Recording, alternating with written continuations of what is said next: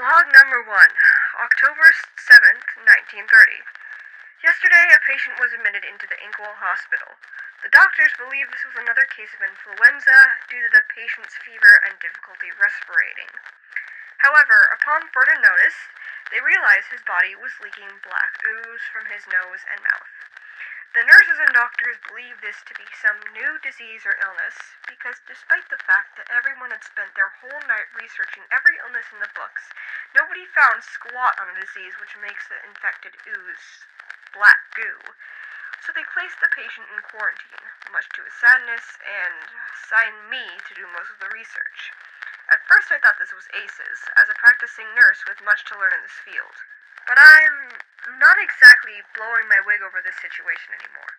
It sounds, well, tense to say the least, but at least this will give me a quick buck, even if it means having to talk to the patient. Wish me luck. Log number 2, October 8th, 1930. The first thing I hadn't expected when walking into that hospital room was for patient 0 to be, quite literally, a child. An 11-year-old at that. It almost made me feel sad. He seemed so terrified, so upset. I wish I could tell him it would all be okay, that I was there for him, even hug him. But I was only there to ask and record a few questions. So that's what I did. He told me his name was Mugman, and that he lived on aisle 1. He explained he had a family, an older brother, and a caretaker who was on the elderly side. I couldn't help but notice he seemed disgruntled when he mentioned his family. That aside, the most important thing he'd explained was his symptoms. He'd been experiencing symptoms that mirrored the common cold, such as a runny nose, sore throat, and coughing, as well as a black substance running from his nose. Ink. The symptoms apparently started to get worse when he began experiencing a high fever, nausea, breathing problems, and was becoming more snappy than usual. Plus, all that ink was only getting worse. It started dripping down his face and eyes constantly. And that's what gave me some goosebumps. Speaking of snappy, I was only able to ask him a few more questions before he started getting a bit annoyed. I got the hint and left before he got too upset. Poor fellow must be real homesick. I just hope he can recover soon. Third time's a charm. Log number 3, October 10th, 1930. It's been 3 days since patient 0 has been admitted to the hospital.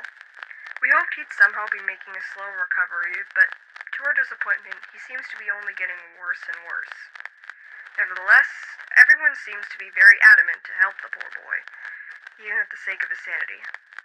Today, we decided to use a technique such as bloodletting, a medical practice that's somewhat looked down on nowadays, but to be quite honest, we're all pretty desperate for answers. Despite the terrified yelling and nearly passing out at seeing his own blood, the kid took it like a champ. I couldn't help but feel a little sorry for him, though. Anyhow, we collected the blood sample and began to examine it. What we saw had us all at a loss for words. Blood is usually dark, but it was all black. All thick, gooey ink without a drop of red in sight. We had never seen anything like it. What has infected this poor child? Log number 4, October 11th, 1930. Still concerned about the well-being of patient 0. Everyone is. The doctors are trying to study the ink samples, but not finding much, especially because they can't exactly touch the ink per se. It's too dangerous. So they've been running themselves ragged, trying to understand this strange disease. I've been trying to do my part too. I've been going to the library almost daily and trying to find any possible illnesses and remedies. So far I found nothing, but I have been visiting the patient once or twice a day and testing out a couple remedies with him. I don't exactly think he enjoys my company anymore. Even so, I could care less. I mean, somebody has to do this, especially since we've been a bit short-staffed. It's that time of year, I suppose. Sometimes these illnesses just kind of come around. Log number 5, October 12th, 1930. I had another appointment with patient 0 again today. I expected him to be snappy and irritated when I came to visit, but the kid really just seemed lost in thought. He didn't even acknowledge me coming into the room. It was kind of scary. I was tasked to do some findings on his newer, worsening symptoms.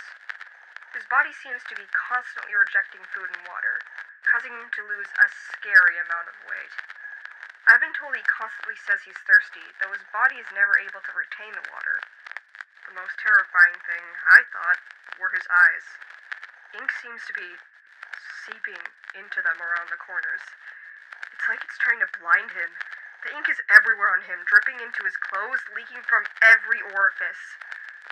Whatever this virus is, it really seems to be taking the hold on the patient. And not just physically. Patient Zero seems to be incredibly paranoid, seeing things that aren't there and muttering to himself constantly. While visiting, I could have sworn I'd heard the name Cuphead come out of his mouth. Who was that? A friend? A family member? An enemy? Whatever the case, we need methods to treat his psychosis, especially since he's been attacking the nurses and doctors trying to treat him. A couple of them have actually been injured. The doctors are thinking either shock therapy, sedation, or even lobotomy as treatment. In all honesty, it might be too late for him now. If this illness continues, he could be gone before the next log. As much as I was curious about his symptoms, he started getting upset and I had to leave before he began to act out. The only thing I want to know more about are those buckets of ink on the floor. It's almost as if it's calling out for me to investigate. Log number 6, October 13th, 1930. Someone snuck in the hospital last night. We don't know who, we don't know how. All we know is that there were dusty footprints leading to Patient Zero's room. We suspect they were desperate to visit him and broke into his room. The patient didn't seem all that happy to see them, considering the mess and scratches everywhere. We suspect the intruder made its way out a window and carefully back to the ground, considering there was no body on the ground below. I suppose we were all so focused on figuring out this disease that none of us noticed. The frustrating thing is that whoever the goon was could possibly be another carrier of the infection now, as we still have no idea if the disease is contagious or not. Hopefully, whoever this was will be taken back to the hospital if they become diseased. Anyhow, I still have much to do on the research of Patient Zero. I'm planning on staying up all night until I figure something out. I still can't stop thinking about those buckets of ink beside the patient's bed, though. Log 7, October 15th, 1930. I'm so exhausted. I've been researching everything, looking for every single cure. I spent several sleepless nights here at the hospital, writing, reading for hours and hours and finding nothing. Nothing! Sorry, it feels like I'm starting to go crazy too. I'm beginning to believe that no matter what we do, there's just no hope for patients. You know what? Screw it. For Mugman. We've tried everything, from home remedies to even sedatives. We're starting to lose hope.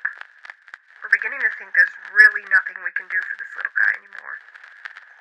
But I'm starting to think we might not be even looking in the right place. There has to be a reason why I'm so drawn to the ink. Maybe I can finally find some answers. That tears it. Tonight, I'm going into the room and collecting the bucket of ink. I know I'm not supposed to do this, but what other choice do I have? Log 8, October 15th, 1930. Nighttime. It's really cold in Patient Zero's room, and the smell of ink is everywhere. I'm really not supposed to be in here. I know that. But I have to get the ink samples.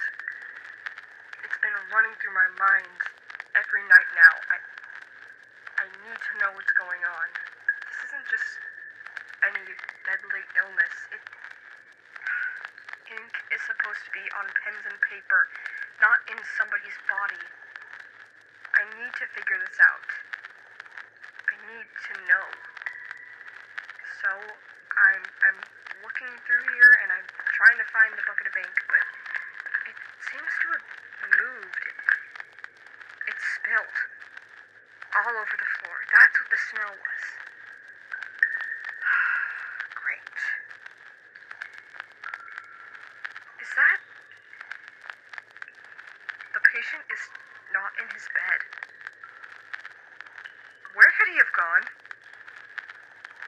to alert the doctors. He's gone. What was that noise? Is that him? Oh my god. I think I'm safe for now. What was that thing? I have to go back home. I have to get out of this hospital. I don't know what to do. But I don't think I can study this disease anymore. I think I know what the outcome is now. Log number... You know what? I don't care anymore. I'm done. I don't make enough money for this to afford the therapy bills after seeing whatever that thing was last night. I've lost too many nights of sleep over this. I'm calling it quits and changing my major from nursing while I'm at it. Nuts to this. Keep your stupid audio logs. I'm taking a powder. Good luck dealing with that creature. I'm out. Now that that's done, time to put in my resignation letter. And wash this stupid ink off my hands first. This damn stuff never goes away.